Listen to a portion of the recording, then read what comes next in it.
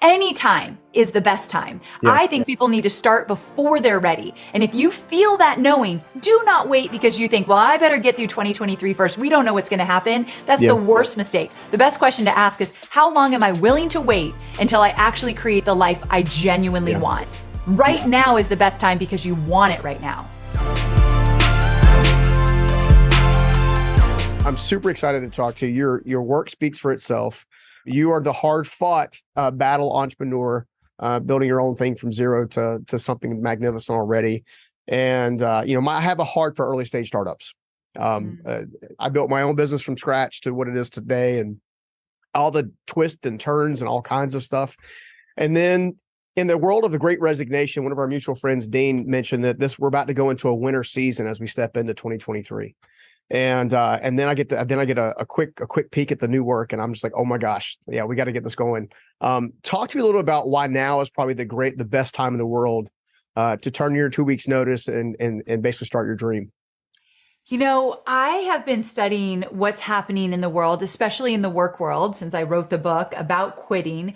And one thing I've noticed is after we came out of COVID, people had a recalibration. And I've seen it in so many of us where what we valued before has dramatically changed. Where now our personal lives, our family, our health, our hobbies, our lifestyles are just as important as making that paycheck. And so we're not going to put everything into building somebody else's empire by ignoring everything about ourselves and what we want. And we just saw that like rage in us throughout COVID. So now here we are on the other end of it, and our priorities have changed. And so many people are looking around thinking, this can't be all there is. Coming to this 9-to-5 job, working for someone else, being on someone else's time and someone else's dime, there has got to be something better for us. And I think people have gotten the courage to question it now. Now, as we go into what you call like a winter, and it's going to be, 2023 is going to be full of there's things that we just don't know. For sure. Uncertainty, yes. And we're just not sure what's going to happen. But at the same time, I quit my job right at the tail end of a recession. I really do believe that if you want it and you are serious about getting it, going at any time is the best time. I think people need to start before they're ready. And if you feel that knowing, do not wait because you think, well, I better get through 2023 first. We don't know what's going to happen. That's the worst mistake. The best question to ask is, how long am I willing to wait until I actually create the life I genuinely want? Right now is the best time because you want it right now. Yeah. Well, and the crazy part is if you wait another week, it's going to take you another week. You wait another month, another year, right? All over again. It starts the crazy cycle. I'm as someone who I was kind of forced into my first business, right? I was left out of all options, right? So I knew the construction trade. I grabbed a hammer and I just started. And, lo and behold, through lots of learning and errors and mistakes along the way and whatnot, it fortunately turned into something wonderful. And then I was able to obviously move on from there. But one of the things that I remember in that season specifically of trying to fight on the insecurity side was, am I really an entrepreneur? In fact, I don't even know that the word entrepreneur was really at the top of my head. It was all the insecurities that were tied to, who am I to start a business? Why would I do that? Are you crazy? Are you kidding me? Like, I want to touch on that because so many of our listeners and viewers are in that space where they're kind of like, they have a dream. Maybe they've got a little side hustle going. They got something cooking, but it's not really a business yet. Yes. Okay. I love that you said that. When I used to work for Tony Robbins, which was my last 9-to-5 job, never, ever did I say, I want to be an entrepreneur. Was not part of my vocabulary. It felt like a foreign land. Like, what are you talking about? And never even did I think I had the capacity or capability of being my own boss. But I also, like you said, I had this knowing inside of me. I wanted more freedom than I had. And as a woman, I knew I was hitting that glass ceiling and I didn't know how to get beyond it other than creating my own wealth.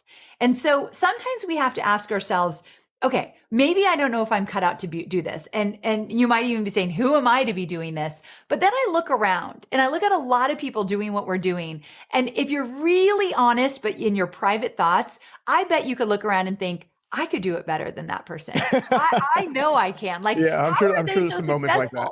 Right? Like, we don't say it out loud, but we do think it.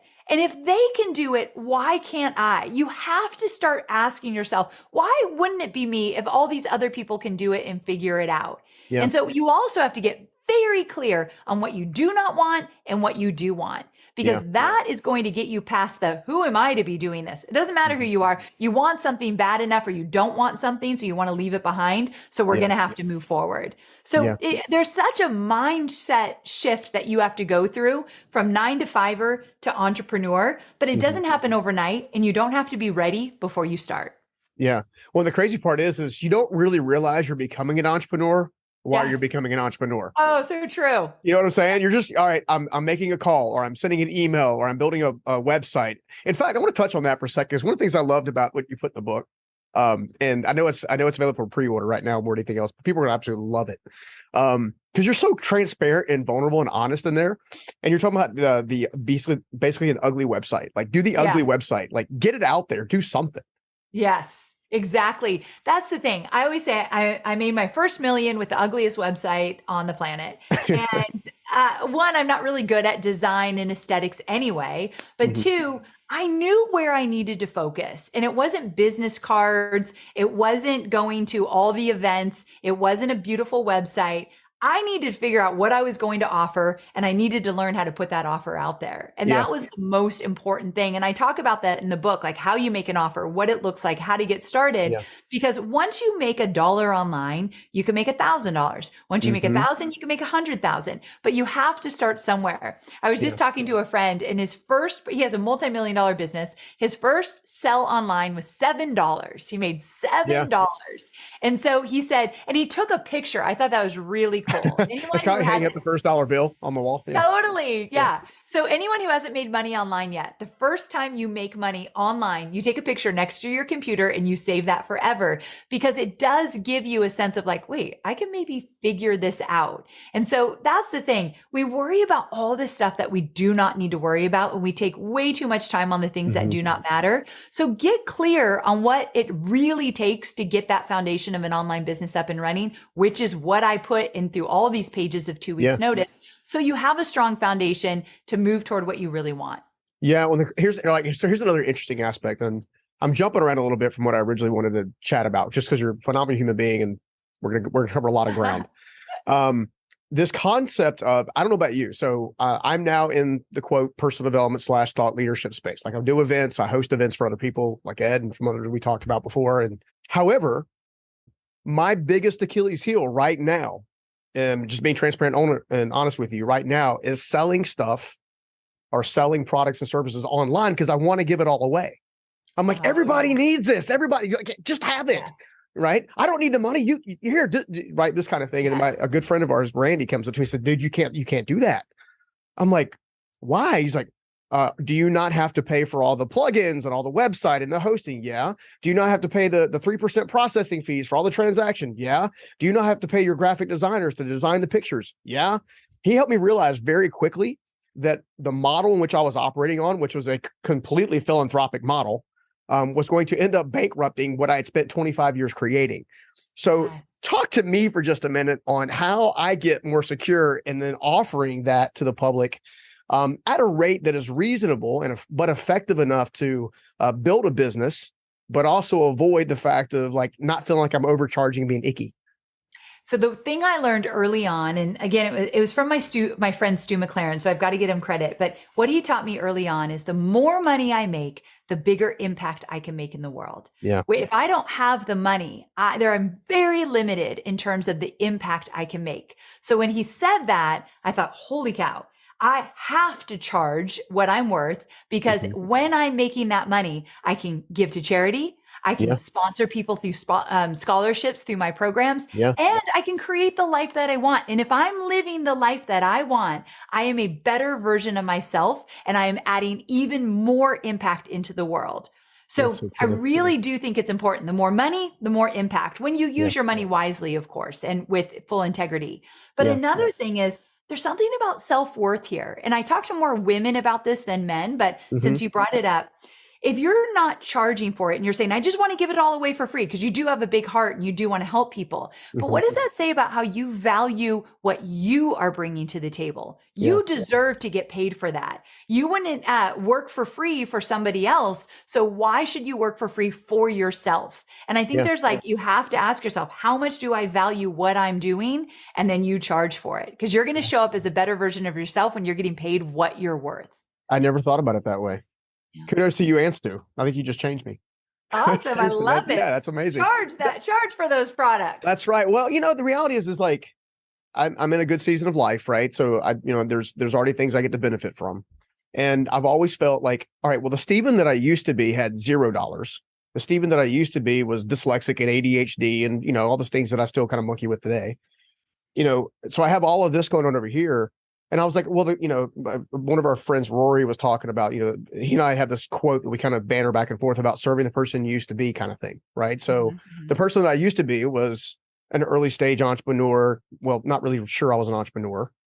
But then one of the things that I recently understood was I was actually 10 different people in 10 different segments of my life.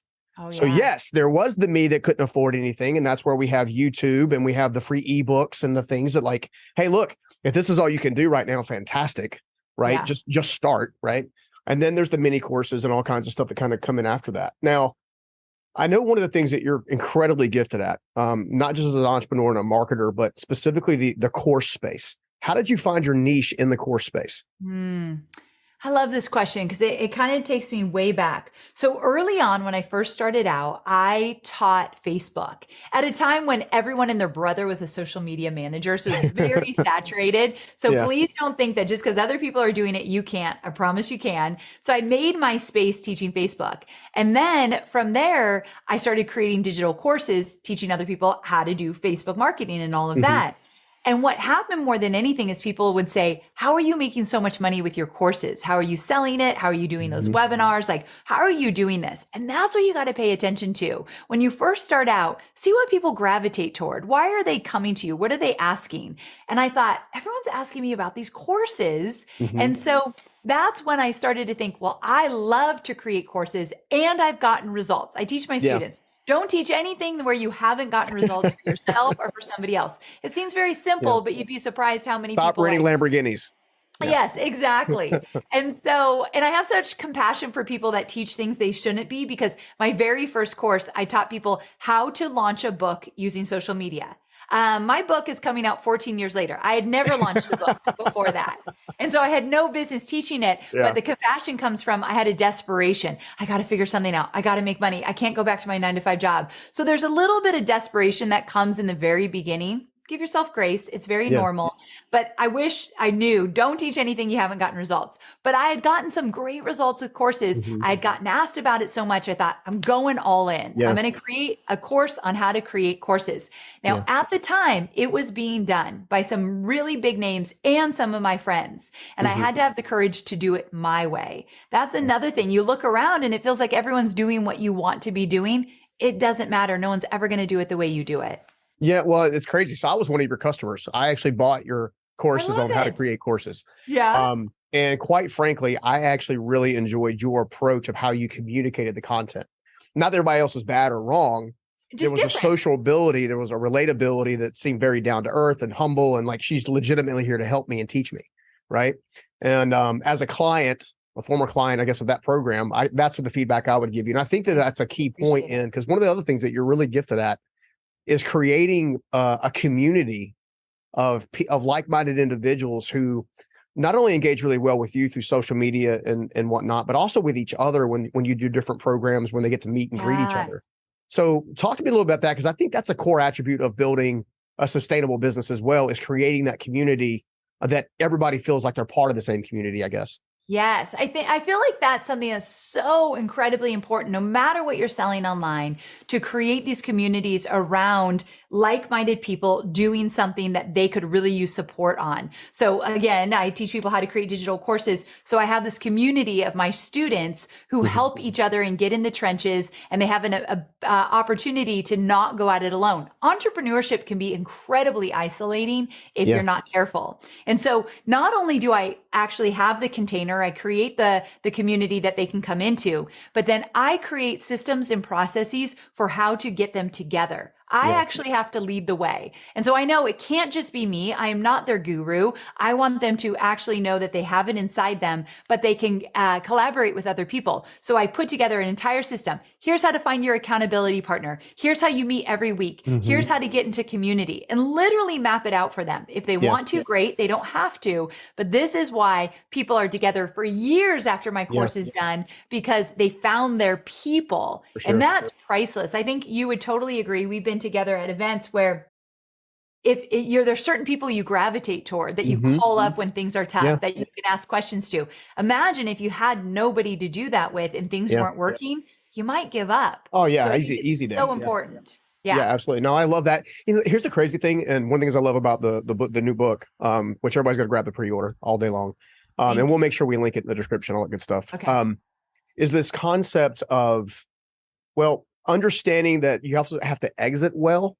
I kind of put in my notes, exit well before you sell, meaning exit what you're doing well. Don't just throw the big middle finger and head out the door kind of thing, and then start to launch your business.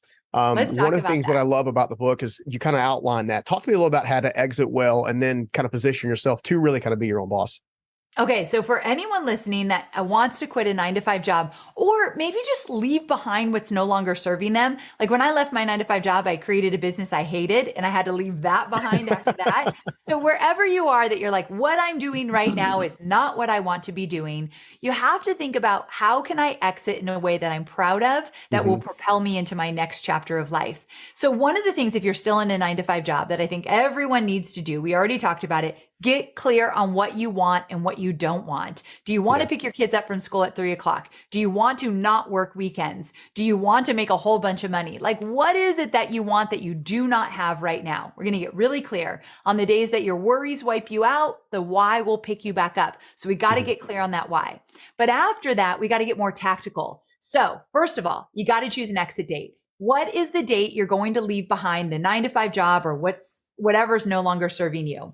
For me, what I did was June 19th. I put it on a Post-it note, and I put it on my mirror where I get ready every morning. But I didn't just look at it every day. I looked at it and I asked the question, what's one thing I need to do today to move me closer to that date? Ooh, that's a good question. Self-confidence comes from staying true to your own word that you made to yourself. So I knew I'm leaving on that date. Come hell or high water, it is happening. And so from there, you ask yourself, and what I mean by that is maybe you make a phone call, you ask for a favor, you ask for a meeting, you go to an event, you listen to a podcast, you buy the book, whatever it might be. Every single day you're moving closer to that date.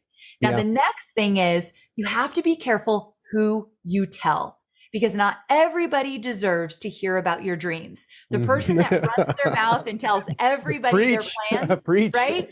You tell everyone your plans, and I guarantee what's going to happen. 90% of the people will tell you why that will never work. And it's a direct reflection of their own fears. They're too scared to leave their 9-to-5 job. So of course they're going to tell you why you shouldn't do it.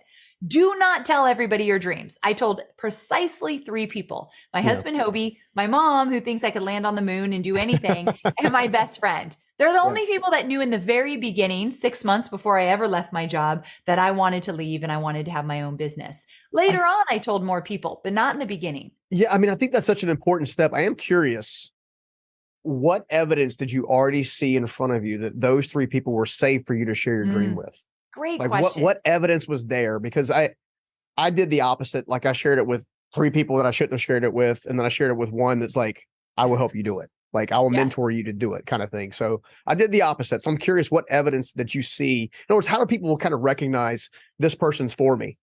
Yes. Okay. So one of the things you want to look at is if this person you're thinking about telling, do they tend to be a naysayer, where most things that you bring up or they talk about, they're kind of a Debbie Downer. They're going to look at the negative before the positive. Some people just have that personality. So if they are a naysayer for other things, they're going to be a naysayer for this. Also, they don't have to be someone that's quit their job or done big things. Like my best friend who I told, she's always had a 9-to-5 job at the time. However, she also believes in me. Like other things that I've done, she's built me up. Times when I've really struggled, she was the person that was there. Look at their track record with you. Have they always supported you? They might give you tough love, but have they always at the end of the day supported you? Those are the people that get to know. But other than that, and sometimes it's not your spouse. This is a little tricky. So let's talk about it. But it is true.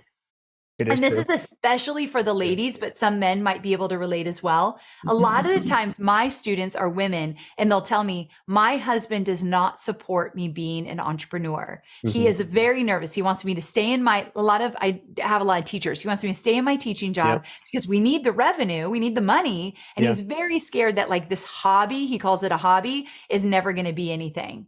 And the thing is, not every spouse or partner is going to support you.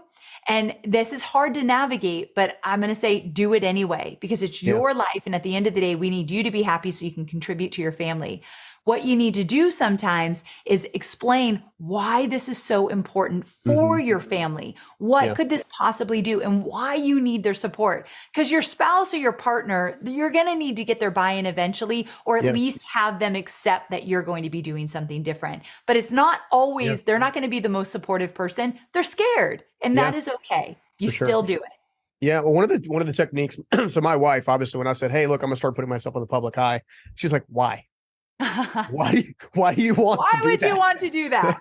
And I'm like, I don't know. I just feel like there's something inside of me I need to share with the world. And so we started centering the conversation. Maybe this will help everybody. We started centering the conversation around not if I should do it or not, but if we were going to do it, how would we do it where she was relatable and she was cool with it?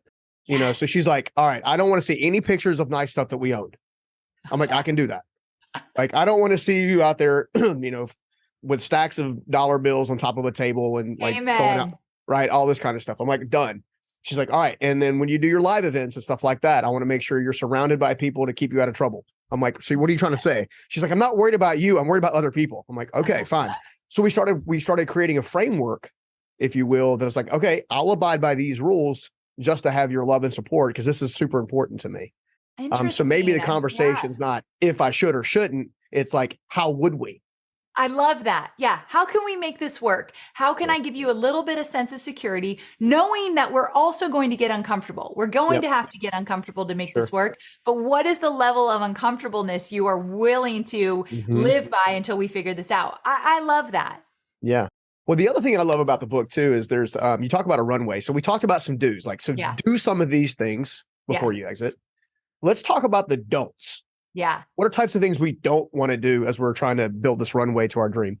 Okay. So one thing we don't want to do is burn bridges. And the way that you can easily burn a bridge is if you decide to leave and now you're just sick and tired of your job and you're like 1 foot out and just annoyed. And I've seen it so many times. So you don't want to burn yourself out, meaning don't give your 2 weeks notice, but actually give 6 weeks or 6 months. Don't like say I'm quitting, but I'll stay for the next 6 months to help you guys out. Do not do that. You will feel resentful. So get really clear on how long you're willing to stay, when you want to give your notice. Some people give a month's notice just to help the other person kind of usher into their role. But be careful how much time you give yourself and how much time you communicate. Make sure you are good with it.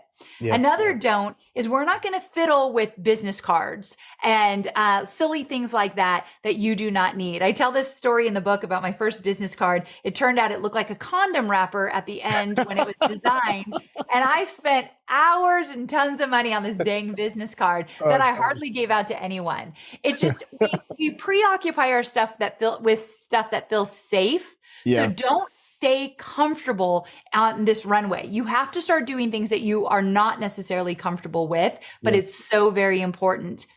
And I think another thing that you don't want to do is don't turn a blind eye to your finances. Money anxiety is a real thing when you leave your 9-to-5 job. So if you're thinking about leaving your 9-to-5 job, one thing I want you to do is sit down and think, what do I need to make in order to get by? You're not living in the lap of luxury your first year as an entrepreneur. You're not going on the vacations. You're not driving the nice cars. You are definitely sacrificing because you want to give yourself a little time and space to make the mistakes you need to make and figure it out. And so How much money do you absolutely need to make to get by? And then back out, okay, here's how I'm going to do that my first year. You won't have all the answers. You also do not need a business plan. I've never even seen a full-fledged business plan. I don't know any of my peers who had one when they first started out. So an elaborate business plan, you do not need. It's busy work.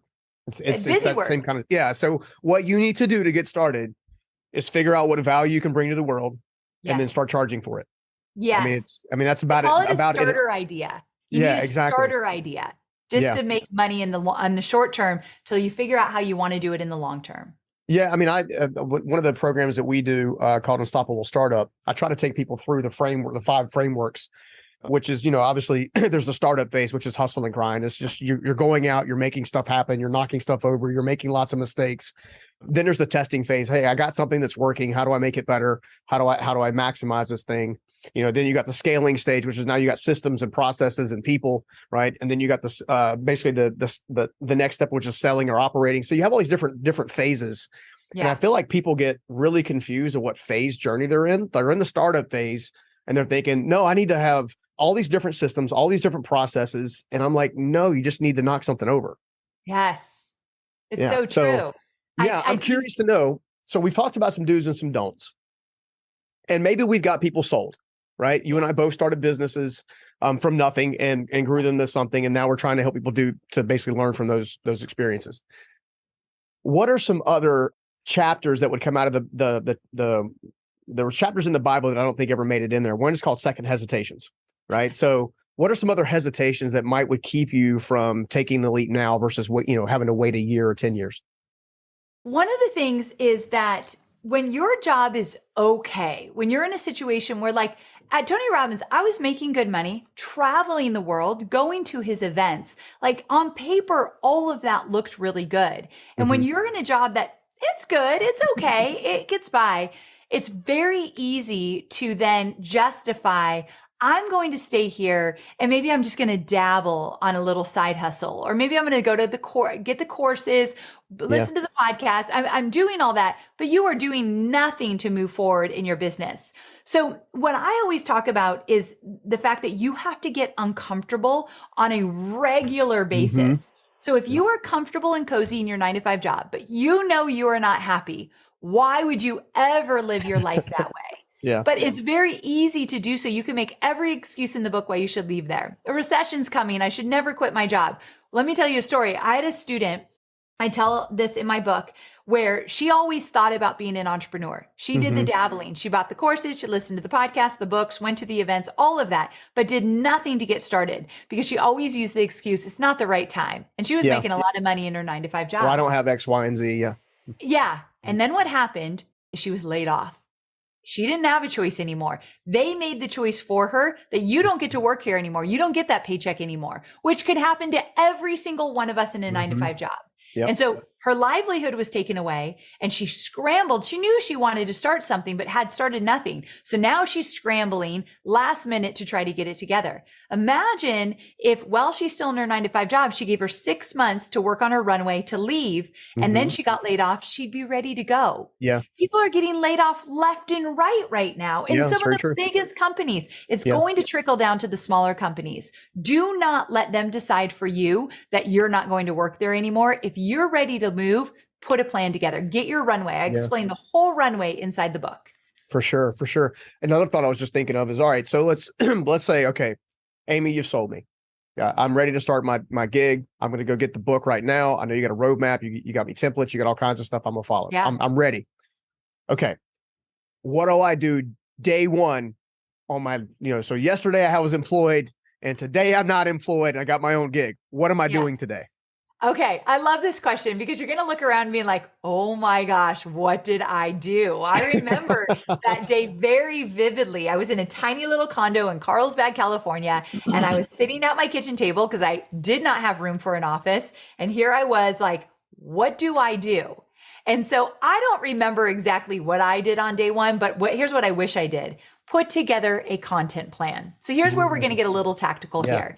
Yeah. Everyone needs to learn how to create original content.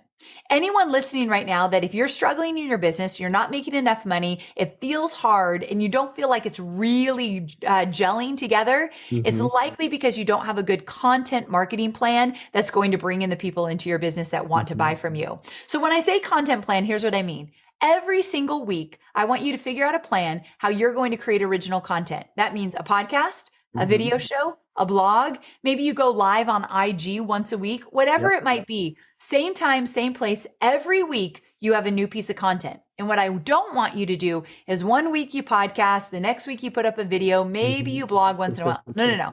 We're choosing one platform to begin with, and we're going all in. Because the day I went all in with my podcast, which was about a year into podcasting, where I struggled that whole first year, when I started to be consistent every single week is where my downloads shot up. Yeah. So I want you to put together a content plan. Now, the question might be, well, what am I going to talk about? Well, you might not even be ready to sell anything just yet, but let's start thinking about what's your starter idea? What could you talk about in your sleep? What's something that you feel comfortable teaching about? Let's start creating content around there. Start before you're ready. Yeah.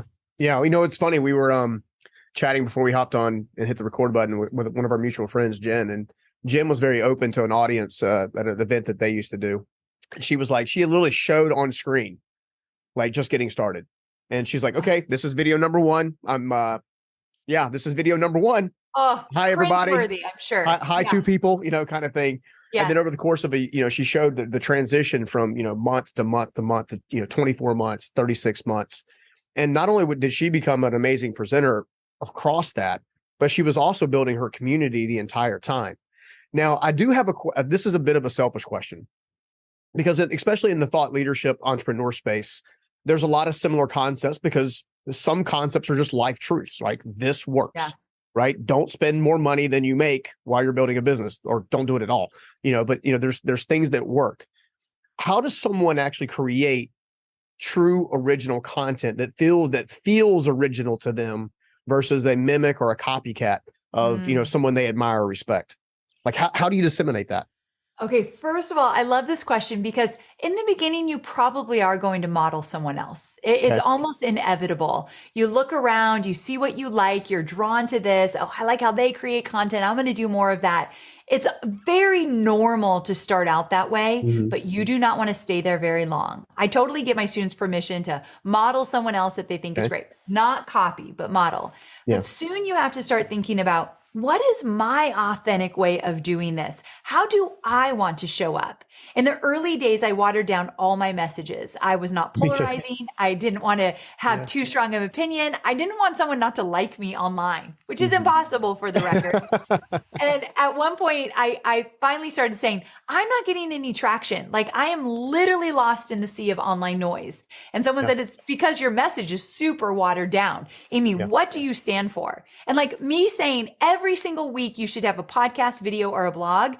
Other people totally disagree with me, but I know what works for me and my students. So I put a stake in the ground and I wasn't scared anymore to say, this is what you need to do. Yeah. Well, some people are going to disagree. They're going to tell me all the reasons why I'm wrong. And in my early years, I believed them. Oh my gosh, this is why I'm not meant to be an entrepreneur. I'm an idiot. Why would I even say that? Like I really believe them. I called them 1,000 yeses and one no, and you focus on the no. Exactly. Yeah. And that is exactly what happened. And I called up my friend. I'm like, this guy online is like thinking I'm an idiot. He's telling everyone that I don't know what I'm talking about. And my friend Jasmine, she laughed and she said, you're not for everyone, boo. You're not Santa Claus. You're not going to make everyone happy. You've got to find your people and know if not everyone gets an opinion about your business. If they're not paying your bills, they do not get an opinion. Yeah. And so that's where I started to think, okay, I've got to put a stake in the ground and I've got to be known for something. And then I started to learn my own style. That's the thing. You don't even know your style in the beginning. You don't even know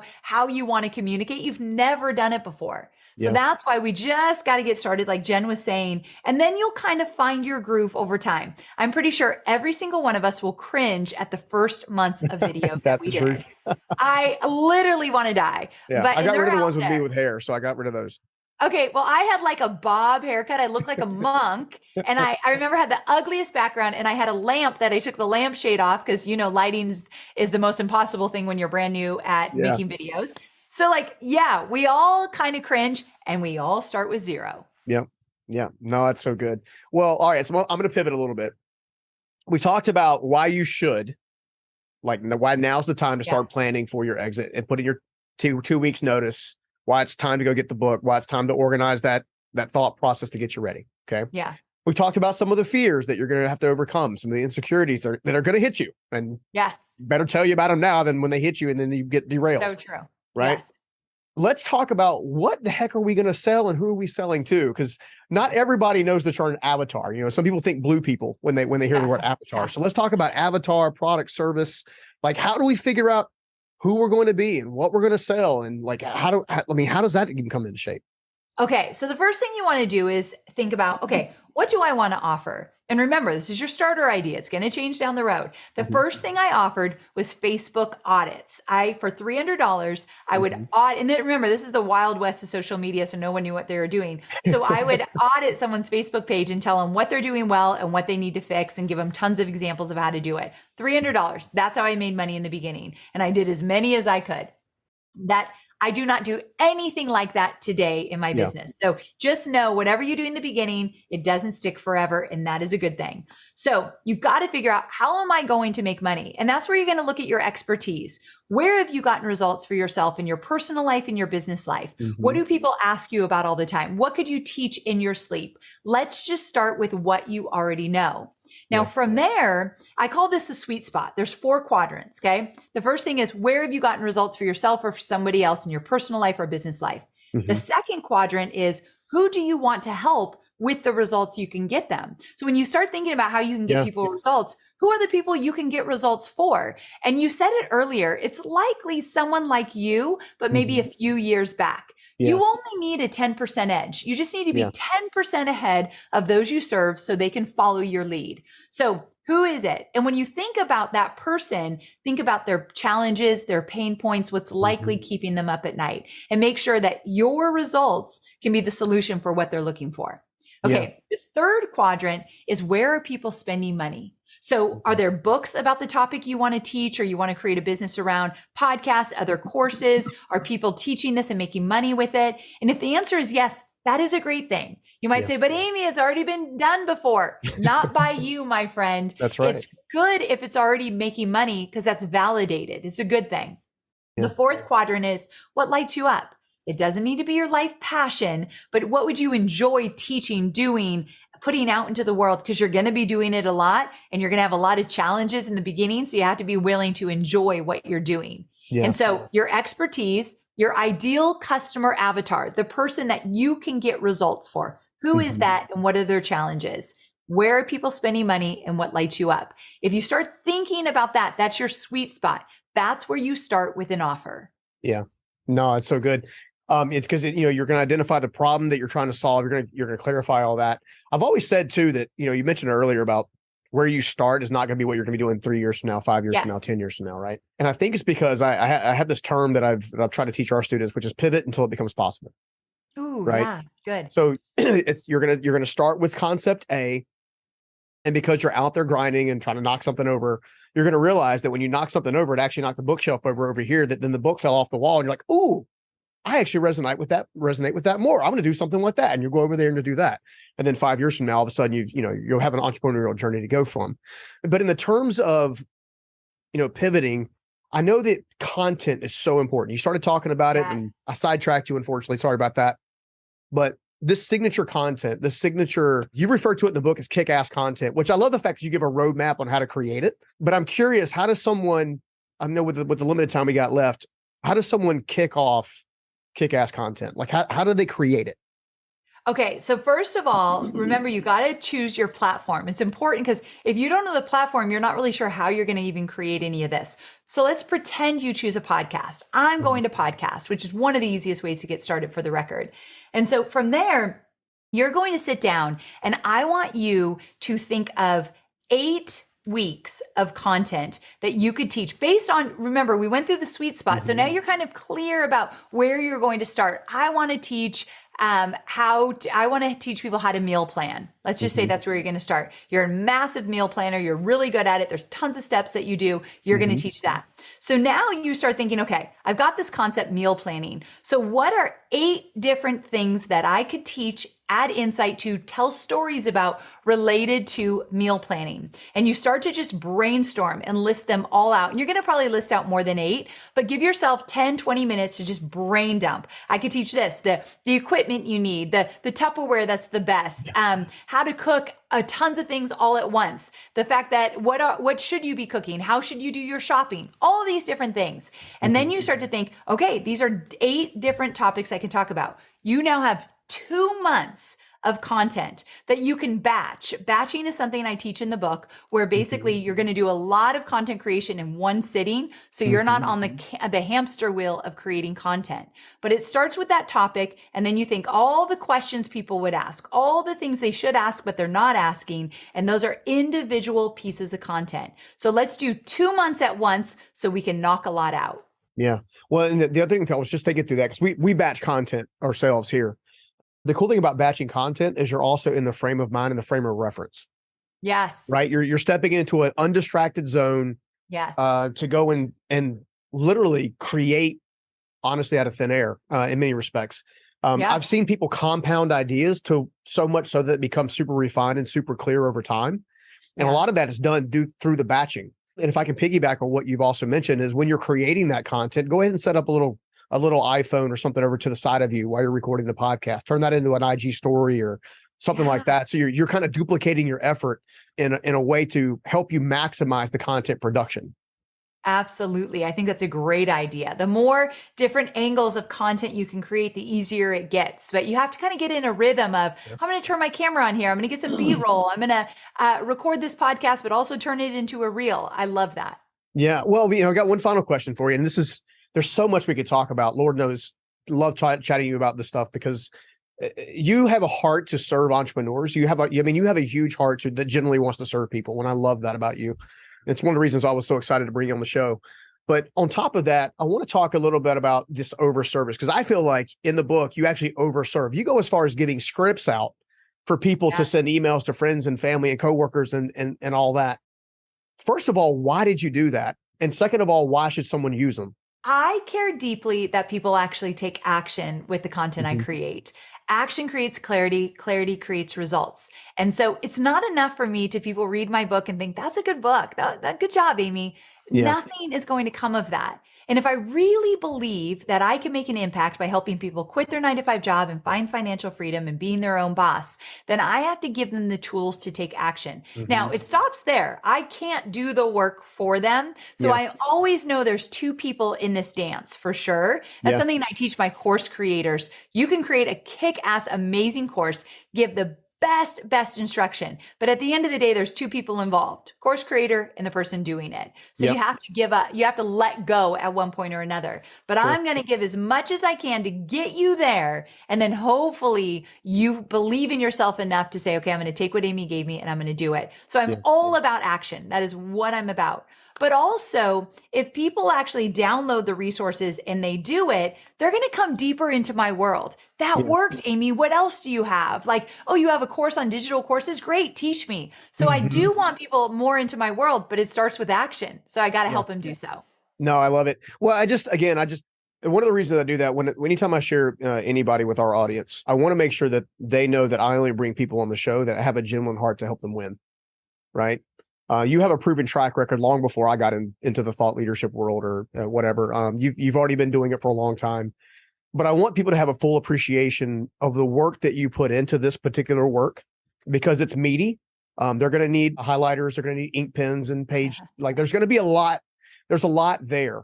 I do love the fact that it's structured in a way of it's kind of like why, what, how, when. Like this is exactly. So I love the roadmap aspect of it.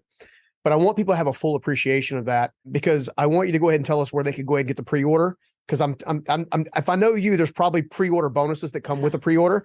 So hook us up on where we get the pre-order. So it's 2weeksnoticebook.com. And I've got amazing bonuses for those that order the book early, or even if they order the book when it comes out. So 2weeksnoticebook.com. The earlier you order it, the more bonuses you get. I love it. I love it. Amy, you're a rock star. Thank you so much for spending some time with me today. I really appreciate it. Thanks so much for having me. This was fun. I appreciate it. All right. Take it easy. See ya. Bye.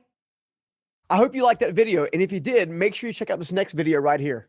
Hey, you want to charge the highest possible price, be the best value alternative, which doesn't mean the lowest price, and encourage future business. So look at your top 3 competitors for what you do. How are they charging? What's going on? Talk to your customers, and you start to get a feel for where that is. Don't overcomplicate it. What are the top 3 competitors doing, and price yourself there, and then make it a better experience with a product or a service, and likely you will win.